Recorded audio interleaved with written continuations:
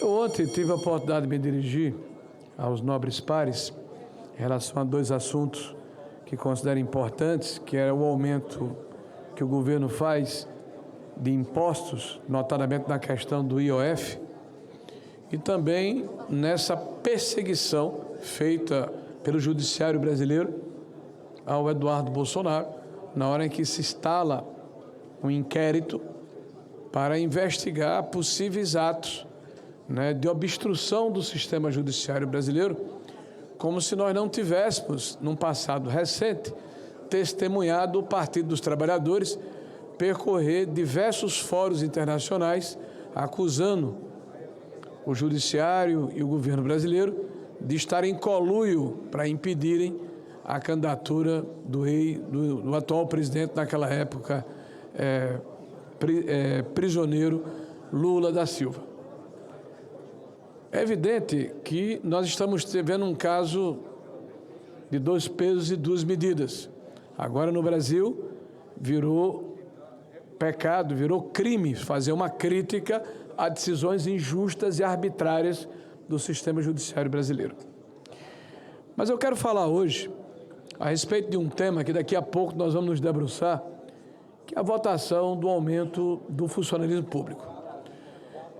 Eu tenho a oportunidade, e quero compartilhar com os senhores, de ter convivido com um corpo de técnicos que tem amor ao Brasil, que tem expertise técnica, que tem conhecimento de causa e que tem prestado um serviço extraordinário ao Estado brasileiro.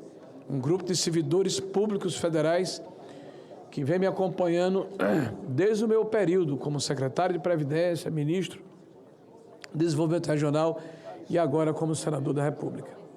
São pessoas dedicadas e que merecem ser muito bem remuneradas. Mas o Brasil não pode ser ilhas. Nós não podemos imaginar que, sob o pretexto de resolvermos determinadas situações, agravarmos uma situação de caráter geral.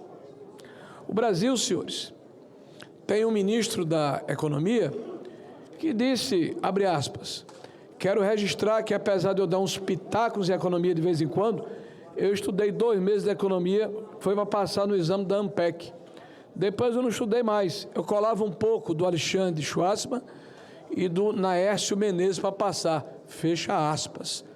Esse é o condutor da economia brasileira, o senhor Fernando Haddad, que de uma forma desassombrada e temerária vem afundando as finanças públicas brasileiras com um discurso diferente da prática. Ele fala em responsabilidade fiscal, mas na verdade ele age com absoluta irresponsabilidade na condução das finanças públicas. E isso tem vitimado, sobretudo, a população mais pobre, mais fragilizada, que o Partido dos Trabalhadores diz defender. Uma mera narrativa que não se ampara em fatos. Basta perguntar ao cidadão brasileiro como está o seu poder de compra no final de 2022 e como está agora em 2025. Com a mesma quantidade de dinheiro, se ele pode comprar a mesma quantidade de alimentos e de produtos de primeira necessidade. Quase que a avassaladora maioria vai dizer não, porque no governo do PT nós fomos relegados a um segundo plano. Esse governo que tem se dedicado a narrativas e a fazer pirotecnia com as finanças públicas. Esse mesmo ministro Haddad vai a público dizer que a carga tributária federal hoje é menor nos últimos 10 anos. Não é verdade, senhor ministro.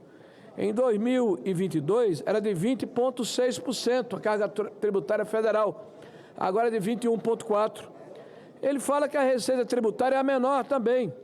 No final de 22 era 16,2%, hoje é 16,8%. E o mais grave, diz que herdou uma herança maldita. Esse discurso é recorrente. O PT é célebre e é célere em propagar narrativas. Ele fala que pegou um déficit estrutural de -2, quando na verdade o IFE, que é o Instituto Fiscal Independente do Senado da República, para não ir mais longe, fala que nós estamos com superávit de 0,3. Ministro, por favor, se atenha à verdade dos números. basta de enganar a população. Nós estamos hoje com um fiscal completamente desestruturado. O nosso déficit nominal já está em R$1 trilhão, senhores. Olha que número mágico. A nossa dívida em relação ao PIB já cresceu 4,2% em apenas 2 anos e meio. Se imaginarmos que o nosso PIB total está em torno de 11 trilhões de reais, significa que o cidadão brasileiro teve acrescido no seu débito, no seu déficit, quase 500 bilhões de reais de dívidas que estão sendo colocadas de uma forma inconsequente por um governo populista, irresponsável, que, repito, sempre que possível, porque a repetição traz o conhecimento, não tem projeto de país, tem projeto de se perpetuar no poder. Governo que há 2 meses atrás, quando apresentou a Lei de Diretrizes Orçamentárias, afirmou, com todas as letras, que não tínhamos mais futuro em 2027. A ministra do Planejamento disse que é preciso fazer alguma coisa. Quando? Em 2027. Até lá, vamos quebrar o país, vamos dilapidar as finanças públicas, vamos desestruturar a economia, vamos aumentar os impostos, porque é importante que o PT continue governando o país, mesmo que o custo disso seja o desastre econômico que se pronuncia. Se apresenta, e olha que não foi falta de aviso, uma peça de ficção orçamentária, onde houve uma subestimação das receitas da Previdência em 10 bilhões, o pé de meia em 11 bilhões, o Fundo de Compensação da Reforma Tributária em 8 bilhões, a habitação em 18 bilhões e receitas não recorrentes, como o caixão do CAF em 28 bilhões de reais. E aí, o ministro Haddad e os seus líderes aqui no Congresso repetem, apresentamos um superávit de 15 bilhões no orçamento. Mentirosos, embusteiros, enganadores. Isso, na verdade, é um erro grosseiro ou má fé deste governo, porque esses 15 bilhões, na verdade, se apresentam como um déficit de mais de 70 bilhões de reais no início do jogo, no início do ano. E esse erro grosseiro foi corrigido recentemente e de uma forma atabalhoada, de uma forma grosseira, como o PT sabe fazer. Corta-se, se contingencia o orçamento em 31 bi. Em contrapartida, novamente o taxade aumenta impostos em mais de 28 bilhões. E usa para isso o imposto regulatório. O imposto regulatório que o próprio governo federal, na época de Jair Bolsonaro, já sinalizava para a sua extinção. E esse imposto regulatório é utilizado de forma inconstitucional, como um imposto arrecadatório para suprir as receitas imaginárias que o governo havia alocado no orçamento por ocasião da apresentação da peça orçamentária. Senhores, basta de enganação, basta de pose para a televisão, basta de mentiras reiteradas, mais responsabilidade com a coisa pública. Os senhores estão apresentando para nós um imposto inconstitucional que não permitiu que as empresas se preparassem, que não permitiu a noventena, que não permitiu a anterioridade e a anualidade da cobrança desse imposto, porque, na verdade, travestido de uma preocupação com a questão cambial e travestido de uma preocupação de repor receitas, o governo, na verdade, desestrutura novamente a nossa economia e dá um golpe de morte naqueles que querem investir num país em que a taxa de juro beira 15% ao ano. 15% ao ano, graças à forma absolutamente grosseira com quem tem sido conduzida a nossa política fiscal.